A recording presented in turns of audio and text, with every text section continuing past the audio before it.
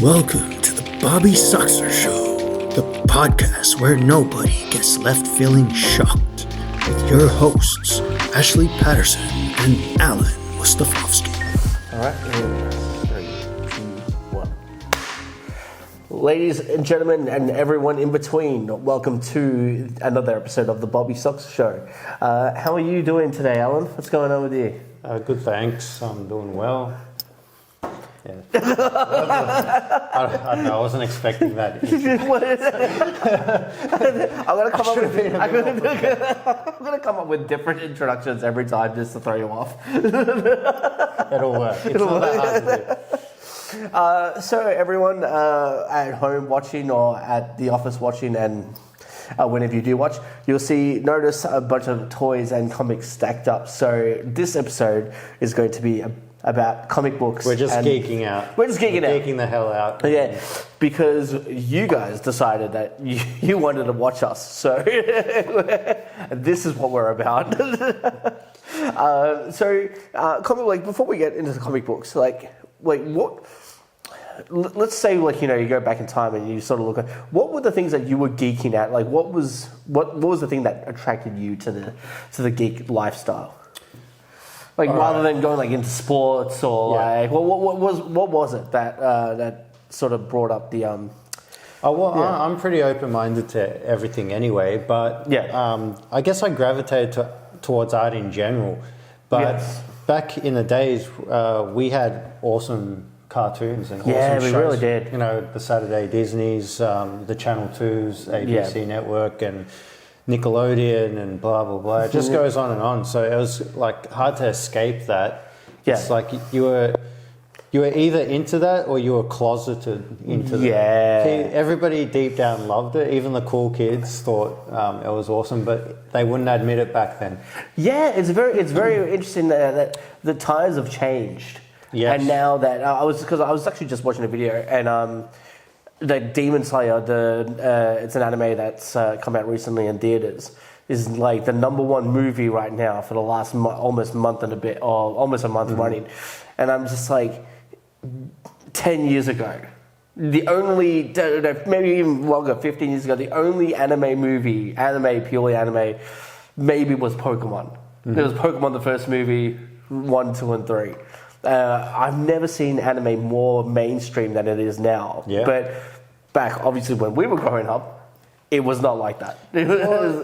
I remember when we went to Supernova a while, when it first came out, yeah. When it was kind of new in Melbourne, and it wasn't there were people there. But now, the last time I went to, it was just packed. Yeah. And there's people, everyone's cosplaying, everyone's you'd just see the occasional cosplayer back then. Yes. Now it's everybody's cosplaying, and you can barely walk in a straight line, and there's vendors everywhere. And it's just hectic now.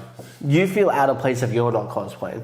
Almost to a certain degree. You're just I feel out of place now, because that stuff, seeing that crowd go from what it was to now is kind of overwhelming for me. So yeah, wow. I personally don't even go to that because it's too much. It's too much. It's just stimulation overload for me. Well, but I mean, it's cool. I'm glad that everybody's out of the closet now, out of the geek closet, and nobody has to hide and be ashamed of liking Batman and Spider-Man or whatever it is that you're into. But yeah, I'm just before we go heavy into this. I am not a comic book expert by any means. Ash knows more than I do. I don't a lot of these comic books are mine, but they are the big mainstream successes. Yes. So I know about the Dark Knight Returns and all that kind of stuff. And after high school, I used to go down to the newsagents and grab a comic book. One of these, what do you even call these? Tradebacks.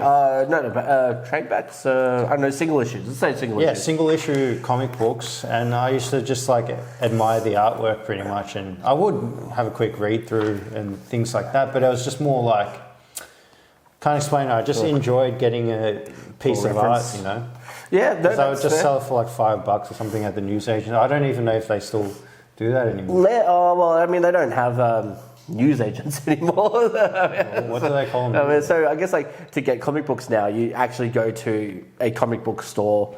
Well, they're popping up around, kind of. Yeah, comic books are a very interesting market right now because I'll sort of touch on this. I've got Ultimate Spider-Man #1. Very hard to get, especially in like first printing as well. But I was very lucky to get an alternate artwork. Like stuff like this will pop off really hard and really fast. But so why would that pop off over like other stuff? Like how come that's because to give you a sort of quick rundown of the series, in this so it's called Ultimate Spider-Man because it's set in the Ultimate Universe. It was once thought destroyed, and it's what largely the cinematic universe is based on. So all the MCU movies is very based mostly in the Ultimate sort of style. This is in the Ultimate Universe. You had like heroes like Miles Morales, who was the second Spider-Man, the new Black Spider-Man that came from this universe. Anyway, this universe was thought to be dead. It's been dead for quite some time, and then another writer, I believe it was Jonathan Hickman, came up with "I want to bring back," and he started off with Spider-Man. And Spider-Man, he is married to Mary Jane. He has a beard. Uncle Ben is still alive. And he's not Spider-Man yet. Oh, so this was the alternate kind of universe when you were talking about. Yes, yeah. So so when a preview of that, and it sounds like really interesting to the reader, like people will flock to comic book stores. Mm-hmm. But as time goes on, you get to issue 10, 15, 20, that audience drops off. And that's sort of the sad thing. Maybe you just stop collecting the single issues, and you get the trade backs. Trade backs being like kind of like this, kind of like the Watchmen, where you have like 6 issues in the one book. Yep. Problem with trade backs is you will be like a year behind. Mm-hmm. So it's a comic book a month, so you get 6 months before you get to 6 issues, and that's roughly anywhere between 2 to 4 months before the actual trade back for the first 6 issues, or for every 6 issues that come out. Okay. So you're running into a story where you're behind. So a lot of people, I think, have moved to like online media, like using your phone, using your iPad, and then reading comic books that way, which is good and bad. You're getting people interested in comic books and young kids into comic books electronically, but you're no longer funding the stores that actually have the single issues. But, because you still go down to comic book stores like from time to time, don't you? Yeah, so I try to pop in like once every couple of months. Depending on where I'm at, but there's a great store in Melbourne called there's a few great stores in Melbourne, but All Star Comics is where I usually get my comics from, and they hold, I tell them, hey, I want the Ultimate series like Spider-Man, X-Men, Black Panther, and they'll put them aside and when I'll go pick it up when I go to the city. There was a great store called Alternative Worlds in Bayswater that I was going to. It goes, it's weirdly like 30 minutes. It's easier for me to get to the city than it is to get me to Bayswater. So I don't. You just get so much more traffic. You hit every red light. I'm just like, as opposed to the city, you just get a straight freeway and you're just there. Funny how it works. Like exactly right. It should not be that way. It should not be that way. But yeah, we've got some rare comic books that we'll probably touch on as well. I got the Nightfall breaking of the Batman's back, most famous for destroying Batman's back. Even I didn't recognise that. Yes. Yeah. Completely sealed. It's a 5-issue series. So you got Batman, Catwoman in a classic outfit. Mm-hmm. Scarecrow, Joker as well. And Poison Ivy. Very cool. It's a very, very great series. Very Bane at his best. Because even to this day, like people keep forgetting, is that Bane knows who Batman is, and he hasn't told anyone. He knows Batman is Bruce Wayne, but this is going to sound bad, but why? Why not? Because I never dove that deep into it. I have read the occasional, like the last thing I did read The Killing Joke because everybody's read it. Yeah, but yeah, like why?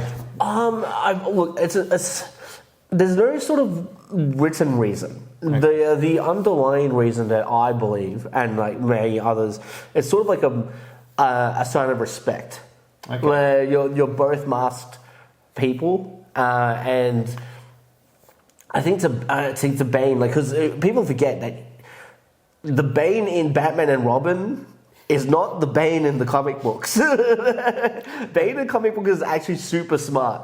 But he doesn't go around going, burn! Yeah, they kind of dropped the ball on that one.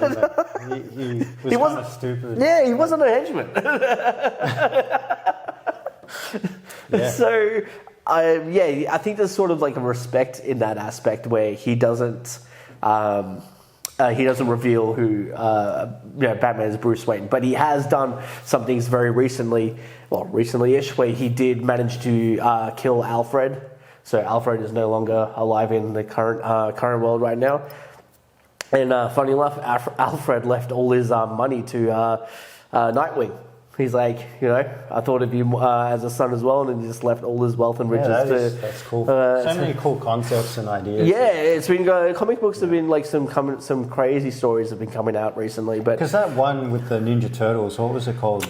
Yes, the Last Ronin. Yeah, the Last Ronin. That was a really cool concept. A really great concept. Now, I have gripes with this with this series. It's gone on for too long. Okay.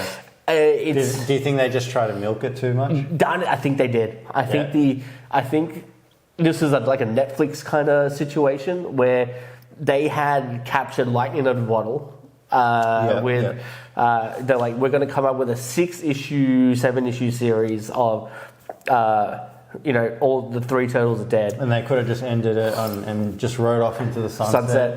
But they wanted to keep riding into the sun. This is Icarus. They fly too close to the sun. They're doing like the last Ronin and the Lost Years, where it's like tells stories in between of like I believe Mikey like on his travels and where he's been. Then like there's a prequel series, and I think there's a series afterwards. And I'm just like, look, you could have just made like the one series and just be done with it. Yep. And now they're turning it into a movie, I believe. And so I'm like, look, a lot of movies get adapted, comic books get adapted into the movies, but I just felt like this was, it was just one of a kind. Mm-hmm. And you just didn't want, it sounds like gatekeeping, but you just didn't want to, you didn't want it to become what the Netflix series of which has become. Okay. Yeah, you just like, you lost your best actor, Henry Cavill. Yeah. And you replace him with Liam Hemsworth, which is no disrespect to Liam Hemsworth, but he's been put in a weird position of like, this is the last series and everyone's going to hate you because you're not Geralt.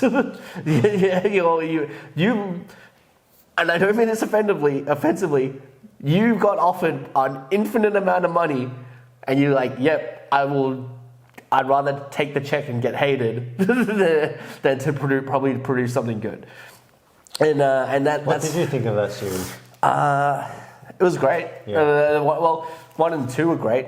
I think season 3 is where it dropped off, and I'm just like, you can clearly tell that Netflix wants this series to keep going. Yeah. And that's just a problem, because you make a great series of comic books, and like even Watchmen suffered.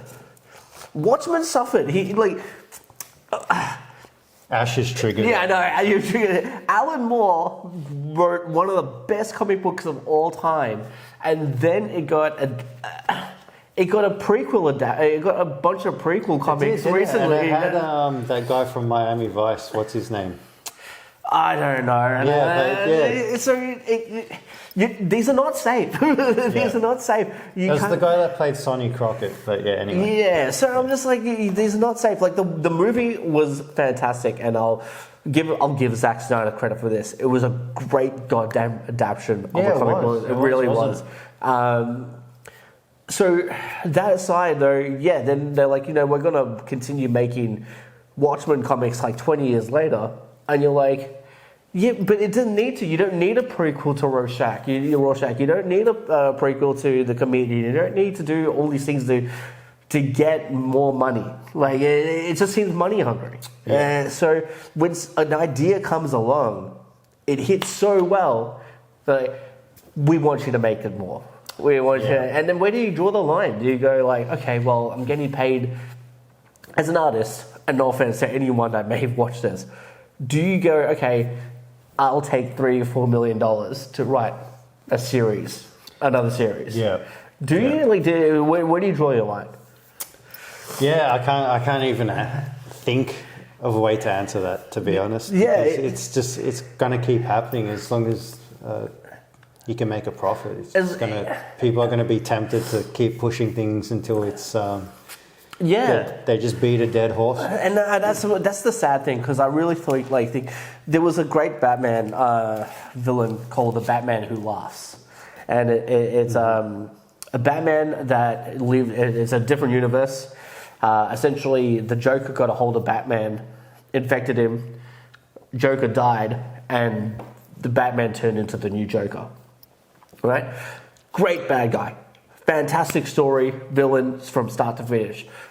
Because he was such a new character, or quote unquote original, DC Comics essentially said, we're going to use this villain in every other comic book as much as we can. Mm-hmm. And I'm just like, you've ruined him.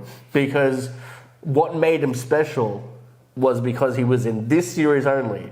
But now he's showing up in Wonder Woman, he's showing up in Robin, he's showing up in all these... You know what it is also? It ruins the mystery. I think people don't appreciate mystery. They do appreciate, but they don't understand why it's so important. And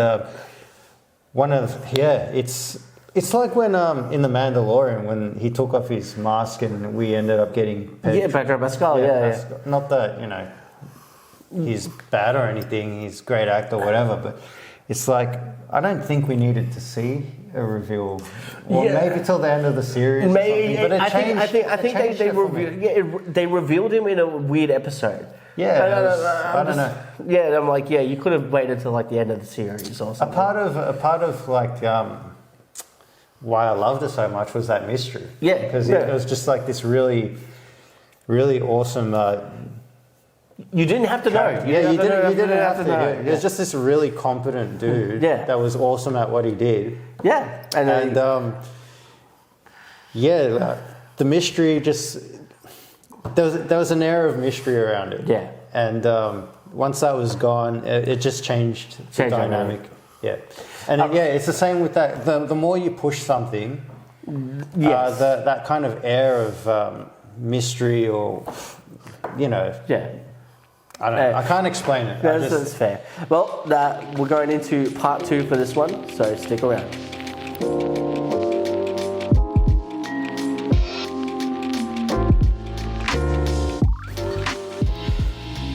Hey everyone, we are back for part 2, and I just want to quickly touch on, we filmed this in parts because my camera unfortunately doesn't do a continuous record in 4K. We will get there one day, but until then, you'll be dealing with parts. So I'm no longer triggered by the comic book industry, as you probably saw in the first part of this, but if you want to be triggered some more, let's go into Scott Pilgrim, because Alan, you just brought down your Scott Pilgrim collection. Yeah, because you mentioned, people taking franchises or ideas too far till they're just trying to milk them dry. And I think, from what my understanding, the guy that wrote and illustrated these, he seemed to have stopped at a good time. Like, he didn't try to milk the crap out of these. No, Brian Lee O'Malley, He just stopped. Like there was no follow up to Scott Pilgrim, like Scott Pilgrim 2 or the second one, or the only thing that maybe franchise it, you could sort of milk the franchise. But they made a good movie, right? They made a great movie. And they didn't try to make a number 2. It kind of became more of a cult classic. Yes. Because it didn't do amazing at the box office from what I understand, but then people kind of realised that it was just a really cool, fun movie. Yeah. And then I think they made some little video games. So that's what I was going to say. Yeah, so they made a video game, and I think they do re-release it. So they re-released it with obviously it first came out in black and white. Now they did color editions, and I think they redid it with another set of color editions as well. And this is one of the color editions. I don't know. Yeah. I've got a similar set, but they're yellow. Still got that new book smell. Some girls on that really love that new book smell are really gonna get that. Paper. They're gonna really pay attention right now. No, but it's just really nice. I love the simplicity of the artwork, and it's just cool. It's just a fun thing, it just goes to show you don't have to have the greatest illustrations or the greatest this. You just have to have a bit of passion and fun, and you create something, for people to enjoy it. I think that's what's missing in a lot of ways, like the passion. The passion has gone away for maybe, I don't know where it's gone, but we seem to be very much like we make something and it gets cancelled really quickly. There's a bunch of series where it just has one season because you never give it a chance to breathe, and I think that's really a shame, But with Scott, obviously going back to Scott Pilgrim, great series, great movie. It's a great side-scroller game, especially if you have friends over. It's kind of like that TMNT game where you side-scroll. Yeah. So we might have to do a video game. I think that's going to be in the works. Maybe the next episode we do the video game. I can't wait video for that. podcast. Maybe we'll do Scott Pilgrim. Maybe we should. Golden Axe or something real fun or something. Sonic. Yeah. So you wanted to talk about Sonic because Sonic is your favorite.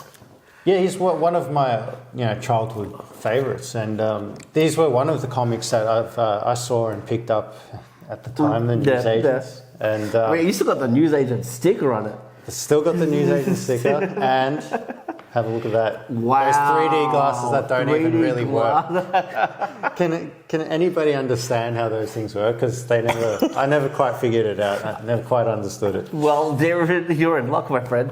There is an artist that does 3D painted artwork. Yeah.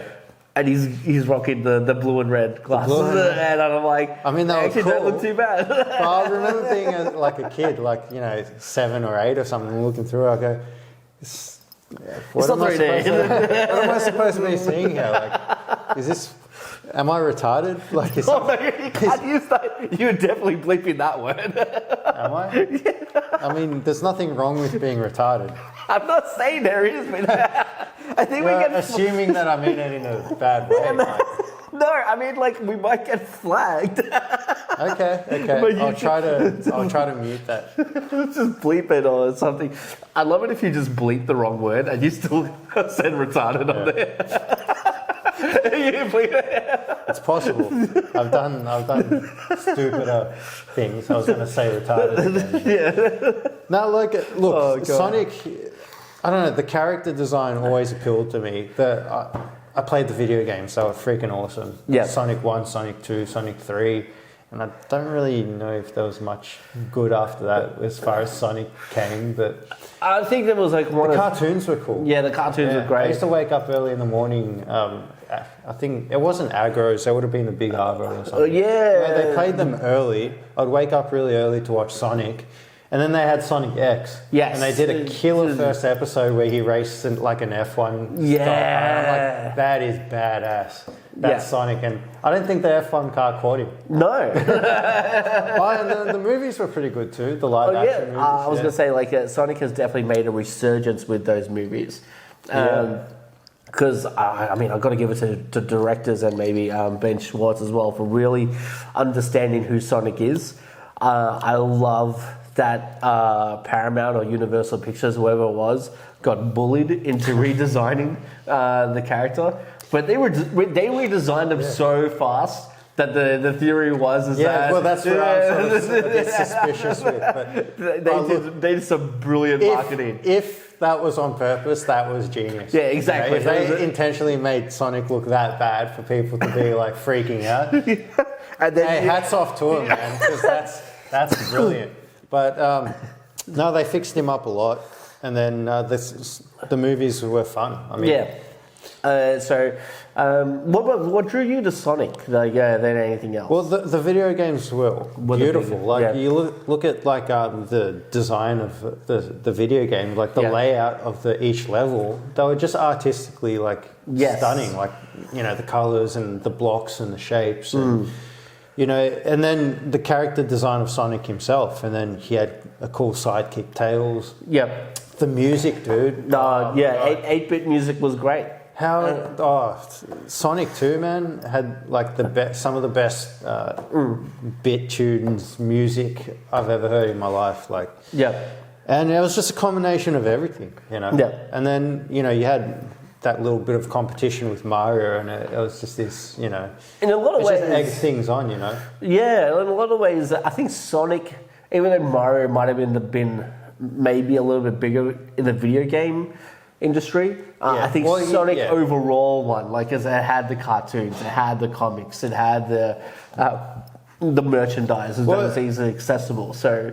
Yeah, I mean, to mention the comics, I mean, like, I didn't get too heavy. I'd get, like, the occasional single issue here and there. Yeah. But I always thought these were brilliant, too. Like, I always thought these were kind of underrated themselves. I mean, they probably went a little bit too far with all the new characters and stuff. Yeah. I wasn't a fan of, like, that chick with the hammer. I think that's when the characters were starting to get Amy. Yeah. I think that's when the characters were starting to get a little bit weird and out of place. But I think Knuckles was just a hard character to top, I guess. I mean, Knuckles looked sick. He had, like, you know, dreads, they really... He was red. He could climb on walls and glide. And he could do all that in the game, and it was like a step up from just being able to spin. And Sonic still had, you know, the speed, and he was still able to jump higher and stuff. And Tails could obviously fly, but... You actually had, like, because they had such a dynamic, like Tails and everyone, obviously Tails, Sonic and Knuckles all had different powers. So if you chose one of them, you were depowered in some way, but you were heavily powered in another way. And the levels adjusted to each character as well, which was really cool. And it was like a bit of a breakthrough, I guess, in like little gaming sort of dynamics and stuff probably at that time. I don't know. There was probably other stuff. That's it. I guess you can almost say that I wouldn't say AI like, but it's, you know, how the video games are like played out. If you choose a certain character, the level was this. Yeah. And you weren't expecting that. You were thinking, if I go back and choose Knuckles, it'll be different. Oh no, so it'll be the same. And you go through it and you're like, I'm getting screwed over because I'm not as fast. It's just really cool. And I guess after that, it's like, how do we top that off? You know, like there's always like this kind of plateau that everything reaches, and it's like, well, what are we going to do now? Better graphics, better this, better that. Like, I mean, just because it's technically better, it doesn't mean it hits the same. Yes. So. Yeah, that's a problem. Like, that's a thing that every sort of franchise or piece of art faces, I guess. It's like, how can we make this better? Because sometimes things are just a lightning in the bottle and it needs to be left alone. Yeah, and I'm glad, in a lot of ways, I'm glad for like stuff like Scott Pilgrim or like, I don't know, like what are things that are like, I mean, you could almost say like Watchmen was almost like pretty much lightning in a bottle. You weren't like, we didn't get another new story for like 30 years. Well, you know, people could read that today, or a new generation could read that today and think, okay, you know, this is pretty cool. Yeah. Big deal. But to come up with that at that time. Yeah. It's like, how in the world does that come about? I don't understand. And to put all this together in a book, you know. Yeah, I don't understand, like, a lot of these comics. Like, I mean, like The Shadow, for example. I believe The Shadow is actually older than Batman. Shadow. Yeah, the Shadow. Shadow. The Shadow is older than because the Batman takes a lot of stuff from the Shadow. Well, how do you get to this stage? You're like, I want to write about this guy that you can only he hides himself in the shadows. Isn't that done in the 1930s or something? Yeah, it was crazy. Yeah. And I was just like, man, early 1930s, and so really great comic. And I mean, I loved the movie. I still love the movie to this day. I didn't even know it had a movie. It has a movie, has Alec Baldwin as the lead, and it's I tell you, Alan, it is pure 90s. it is pure 90s. There is so much I love about that movie, and again, that never went anywhere past comic book and a movie. That's it. I don't believe there was any TV series. I don't believe there was a prequel to The Shadow. The Shadow just kept making comic books, and it stopped and installed every now and again. But yeah, that's kind of, for whatever reason, reminds me of the Phantom. Yeah, it really was. Billy Zane. Man, I got to meet that guy. Really? Oh, did I not tell you? Did I tell you? How did you not tell me that? Oh my God. You met Billy Zane? I met Billy Zane. The Billy Zane? The Billy Zane.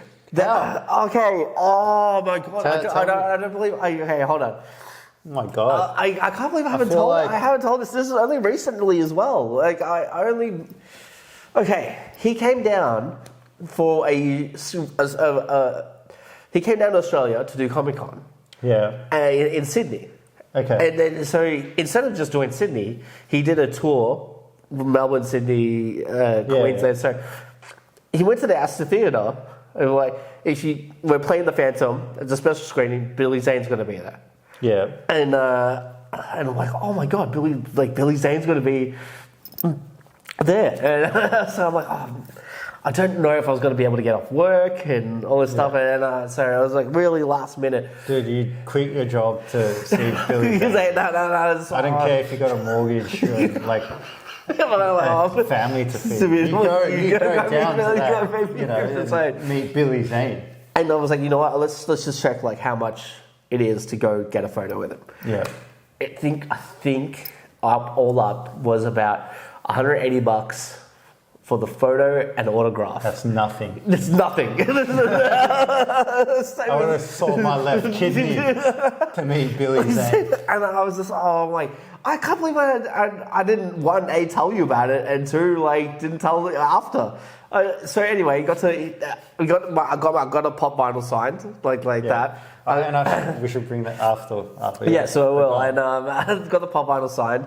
And then I just brought the box because on it, when I bought the ticket, they said, it has to be a flat box. And I'm like, okay. So I took the pop out and I made a flat box.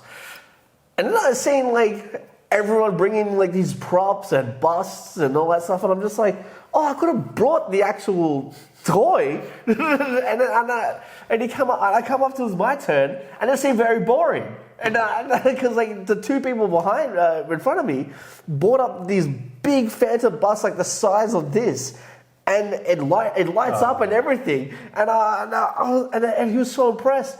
I felt bad. So I was just like, they go, so we're what are you? And I'm like, yeah, I brought my pop vinyl box. And they're looking at me, and Billy Zane's pretty good. Yeah, and then Billy Zane's looking at me, and I'm just like, and I said to him, look, no offense, it said on the ticket thing, make it a flat box to get signed. And so that's what I did. And the promoter was laughing. The promoter and the girl that was there as well, they were both laughing. Billy Zane smiled, and I'm just like, I'm sorry, I didn't know that I couldn't bring anything. Do you still have that pop vinyl? I do. This only happened 3 or 4 months ago. Yeah. And I can't believe I haven't told this. So then, yes, I got a photo with him as well. And man, you gotta send me that. I'm gonna send us a photo, and then it was a great. He did a Q&A as well, and before we watched the Phantom again, and it was a fantastic night. So crazy. So your life is complete. And I'll say this on the record. Billy Zane is not the bad guy in Titanic. I was going to mention that because he was the best arsehole that ever arsehole in the history of arseholes. He might have been an arsehole and a prick, but he was not the bad guy. I tell you right now, Rose and Jack were the bad guys in that movie. That's true, because Rose kind of did step outside of She the full boundaries. cheated on him. She cheated, yeah, with the dirty little artist boy.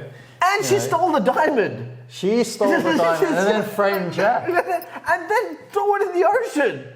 And at the end of And it was like worth like $100 bazillion. Her grandchildren could have benefited from it. I will never understand people who go, oh my God. Like, She was the villain. She was the villain. And I will never understand people go like, oh, you know, this is such a good. I'm like, man, I tell you what, Billy Zane was the hero in that movie. Maybe not the hero, but he was definitely it's funny how sometimes, like, initially you think a certain person is a villain, and then down the track it's like, I got it all wrong. No. It's like Danielson from The Karate Kid was the bad guy the whole time, and Johnny Lawrence was actually the hero. He was trying to, like, be civil with, what's her name? I can't remember her name. But anyway, he was trying to be civil with her, the whole have time. a conversation and make amends, and then Daniel came along and then sucker punched him. So like, I guess like you're the villain in someone's eyes. Everyone is a villain in someone's eyes, and I guess it really goes when you frame it in a certain way. It's just, but man, I tell you what, Billy's it's all backwards. Man. Yeah, Billy Zane is maybe not the hero, but he was definitely not the bad guy. No, and you got to remember, Titanic was like what 1910 or whatever it was. That was normal for a man to treat a woman that way. So he didn't do anything outside of the normal. Exactly. Like it was normal for guys to be alpha back then. It really was. You watch it in today's day, and sure, it looks bad. But sure, he might have. He might have hit her, but like allegedly. I mean, according to the footage, that was I mean, we all know James Cameron can do a little something, but But anyway, that is the end of part 2. So we'll get to the next one. Cool.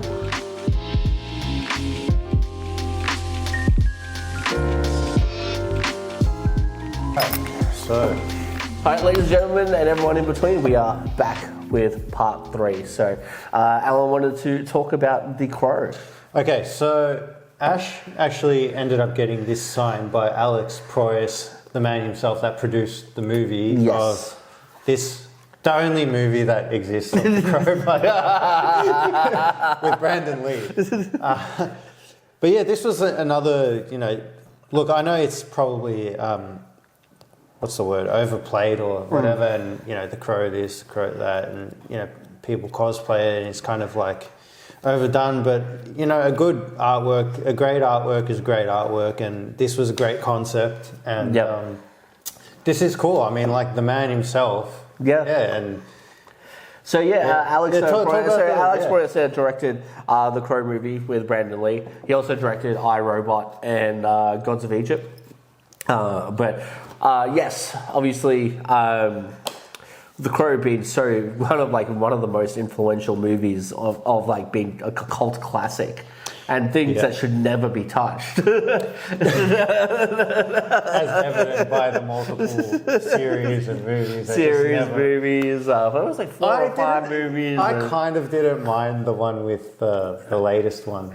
What's his name? Bill Skarsgård. Yeah, it got like a really bad rap, but I thought it was watchable. Okay, was it a bad rap because you think it was like a soulless remake, or was it a crap movie? Okay. But I mean, it was worth seeing that, like the samurai sword scenes, and there's cool little takebacks to this comic book with the trench coat and the mullet hairstyle and. You know what? Like, I didn't regret watching it. Yep. But it was an objectively bad movie. Yes. Okay. But I mean, I got this comic book because over the years I was just curious about it, and I'm like, I want to know what the original, where everything came from. So this actually has like all the series in one. Nice. This is apparently a special edition. I did read it. Yep. And it does have beautiful artwork, black and white, and. I do have sort of mixed feelings about the author. He's a bit, he seems to change up his story about the origins. Yeah, I he's remember you told me about a little bit about this. But look, at the end of the day, a cool piece of artwork came came out. And there was a funny thing going on the internet of there's a guy that reckons that this was actually based on him. Yes. James O'Barr never really mentioned anything about that. The guy that said that could just be like a random guy, a random crazy dude. Yeah.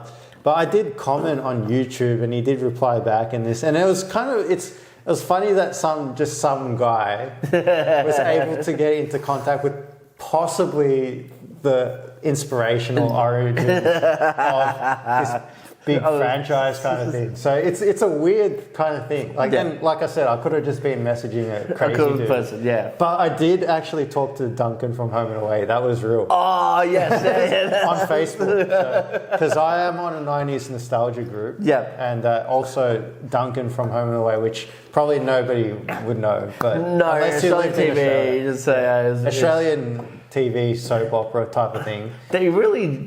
I think they try to do Kath and Kim in the States.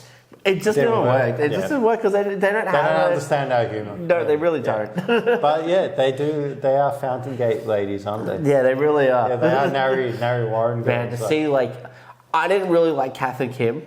I'll be one of the first people to say it wasn't. But it was cool to hear references from this area. You know, it was always cool if it plays on TV or something like that, and they go, "Oh, let's go to Fountain Gate," and you see the old Fountain Gate, and it was not like what it is, and you're just like, "Wow, totally, this is what what it looked like." It was very humble beginnings. Yeah, and now it's this metropolis. Yeah, of different shops and.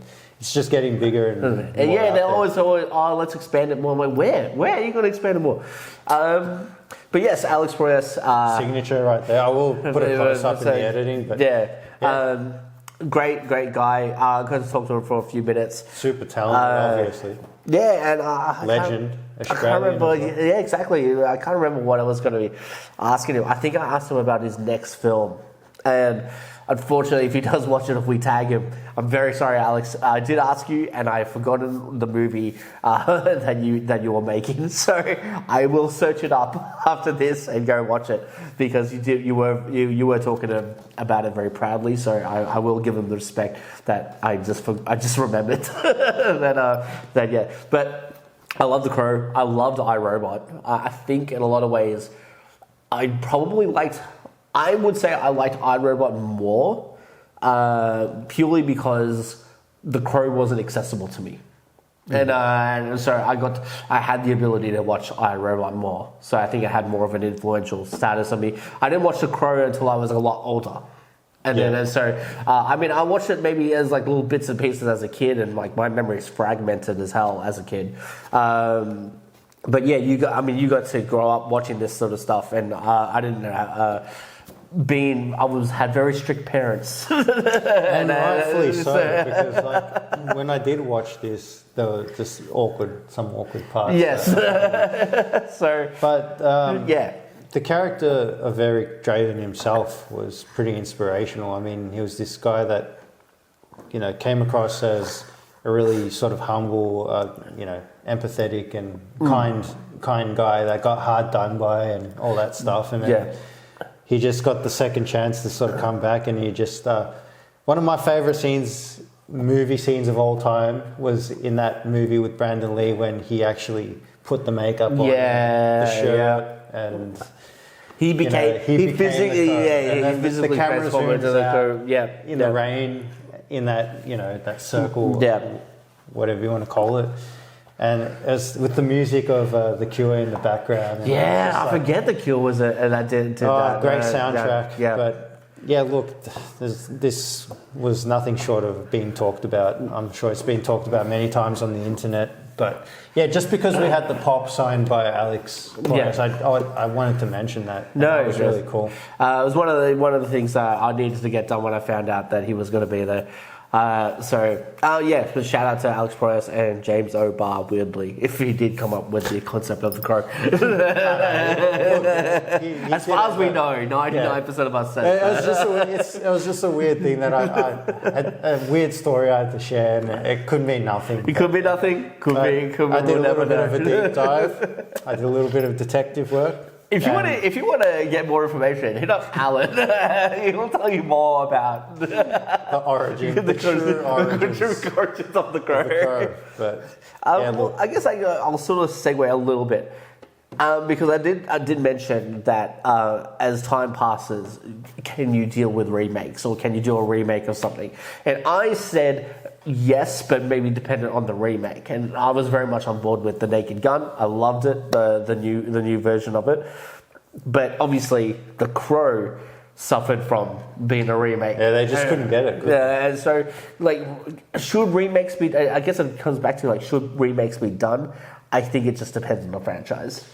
Yeah, look, I can't explain why they could never get a good movie or a series going after the Brandon Lee one. Obviously, that was tragic because they're so talented and all that stuff.